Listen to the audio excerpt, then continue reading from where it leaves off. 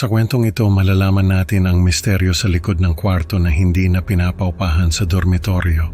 Isang kwento ng takot at malas ang bumabalot sa kwarto ni Lola Berta, isang pinaghihinalaang mangkukulam.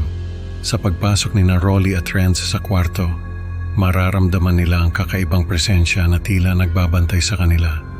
Pero sa kanilang pagtuklas, isang nakakakilabot na katotohanan ang kanilang matutuklasan na magbibigay ng kilabot sa inyong gabi. Ako nga pala si Rolly. Isa akong estudyante na nakatira sa isang dormitoryo sa kolehiyo na pinasukan ko. May gusto sana akong i-share sa inyo na kwento na narinig ko mula sa isang kakilala. Hindi ko alam kung totoo ba ito o gawa-gawa lang, pero sana magustuhan nyo. May isang kwarto sa dorm na ito na hindi na pinapaupahan. Abandonado na yung kwarto na yon dahil may nangyari daw na hindi maganda doon. May tumira daw kasi doon na isang matandang babae na tinatawag nilang Lola Berta. Ayon sa kwento, si Lola Berta raw ay isang mangkukulam. Hindi ko alam kung ano ang dahilan at kung paano nalaman ng mga tao na mangkukulam si Lola Berta. Pero sabi nila, noong tumira roon si Lola Berta ay nagkaroon ng takot at malas ang mga estudyante sa dorm na yon. May mga naririnig daw na boses na nagmumula sa kwarto ni Lola Berta. May mga nawawalan ng gamit at may mga nagkakasakit na hindi maipaliwanag ng mga doktor. Ang mga alingaw-ngaw na yon ay sinusuportahan pa ng mga kwento ng mga nakakatanda na nakasama ni Lola Berta sa dorm na yon. Sabi nila, kapag daw tinignan mo si Lola Berta ay makikita mo na hindi pantay ang mga mata niya. Yung isa raw ay kulay itim na para bang mata ng isang demonyo. Marami pang ibang kwento tungkol kay Lola Berta at dahil sa mga kwento na yon ay na-curious kami ng kaibigan kong si Renz. Gusto naming malaman kung totoo ba yung mga kwento tungkol kay Lola Berta. Naghanap kami ng mga pwedeng makausap na nakasama ni Lola Berta sa dorm, pero wala kaming nakita. Siguro ay patay na sila o kaya ay nasa ibang lugar na. Pero hindi kami sumuko hanggang sa makahanap kami ng isang lumang anting-anting na laging nakaturo sa abandonadong bahagi ng dorm. Yung anting-anting na yon ay isang lumang rosaryo na nakasabit sa isang pako. Sabi ng may-ari ng dorm, yung rosaryo raw na yon ay galing pa sa lola niya.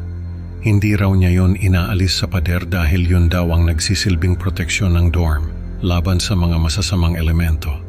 Doon kami nakaisip ng plano ni Renz. Sabi ko sa kanya, kung totoo yung sinasabi ng may-ari ng dorm, ay baka may natitira pang bakas si Lola Berta sa kwarto niya. Baka kaya nakaturo ron yung rosaryo ay dahil may itinatago pa roon na masamang elemento. Naging interesado si Renz sa sinabi ko. Kaya isang gabi ay nagplano kaming pumasok sa kwarto ni Lola Berta. Hindi naman nakalock yung pinto, kaya madali lang kaming nakapasok. Pagpasok namin ay wala kaming nakita, malinis yung kwarto at walang kahit anong gamit. Para kaming tanga ni Renz na nakatayo lang doon at nag-aabang ng kung anuman. Nung wala kaming narinig o nakita ay naisip namin na baka gawa-gawa lang talaga yung mga kwento tungkol kay Lola Berta. Pauwi na sana kami nang biglang may narinig kaming boses na nagmumula sa kabilang kwarto. Parang may nagdarasal. Hindi namin maintindihan kung ano yung sinasabi niya dahil hindi naman Tagalog o kaya ay English yung salita niya. Hindi ko alam kung anong klaseng lakas ng loob ang pumasok sa amin ni Renz. Pero imbis na umalis na kami ay lumapit pa kami sa pader para pakinggan yung boses na nagdarasal. Habang tumatagal ay palakas ng palakas yung boses na yon. At doon ko napansin na yung rosaryo na nakasabit sa pader ay unti-unting umikot. Nakaturo na naman ito sa kabilang kwarto. Doon na ako kinabahan.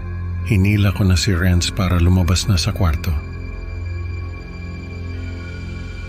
Pero bago pa kami makalabas ay nakita namin na may anino na naglalakad papunta sa direksyon namin. Hindi ko na hinintay na makita kung sino yung may-ari ng anino. Tumakbo na kami palabas ng kwarto. Nung makarating kami sa pinto ng dorm ay napahinto ako dahil wala na si Renz sa tabi ko. Paglingon ko ay nakita ko siya na nakadapa sa sahig, natapilok siya sa tsinelas niya.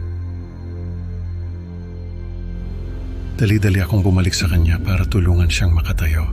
Pero bago ko pa siya marating, ay nakita ko na may paparating na matandang babae galing sa kwarto ni Lola Berta. Hindi ko maipaliwanag yung itsura niya, pero masasabi ko na hindi maganda si Lola Berta. Yung mga mata niya ay kulay itim at yung mukha niya ay punong-puno ng galit. Nakatingin siya sa akin at doon ko naramdaman na para bang binabasa niya yung buong pagkatao ko. Nung makalapit ako kay Renz ay hinila ko siya at tumakbo na kami palabas ng dorm. Hindi na kami lumingon pa. Doon na natapos yung karanasan namin kay Lola Berta. Hindi ko alam kung ano ang dahilan at bakit nagparamdam pa sa amin si Lola Berta. Pero may hinala ako. Sa mga kwento kasi ng mga nakakatanda ay isang masamang tao si Lola Berta. Pero sa nakita ko ay hindi lang siya isang masamang tao. Isa siyang biktima ng trahedya. Malamang ay may nangyari sa kanya na hindi maganda, kaya ganoon na lang ang galit na naramdaman ko sa kanya. Siguro ay may nagkamali sa kanya at naghahangad siya ng hustisya, kaya nag-iwan siya ng sumpa sa mga tao sa dorm na yon. May nahanap akong lumang piraso ng papel na nagbigay sa akin ng impormasyon tungkol sa pamilya ko at kay Lola Berta. Hindi ko na lang babanggitin kung ano yon, pero ang masasabi ko lang ay ako pala ay apo ng mga tao na nagkamali kay Lola Berta. Siguro ay naramdaman niya yon nung pumasok kami sa kwarto niya. Kaya nagparamdam siya sa amin. Si Renz ay nagkasakit at namatay ilang buwan matapos ang karanasan namin kay Lola Berta. Ako naman ay nagpatuloy sa buhay at hindi na nakaranas ng kahit anong kababalaghan. Siguro ay sapat na kay Lola Berta na malaman ko ang kwento niya at ipasa yon sa mga bagong estudyante na tumitira sa dorm na yon. Sa kwentong ito natutunan natin na ang mga lihim ng nakaraan ay maaaring magdala ng sumpa sa kasalukuyan. Salamat sa pakikinig. Huwag kalimutang mag-like at subscribe para sa mas nakakatakot pang kwento. Hanggang sa susunod na upload, ingat sa mga kwarto na may lihim.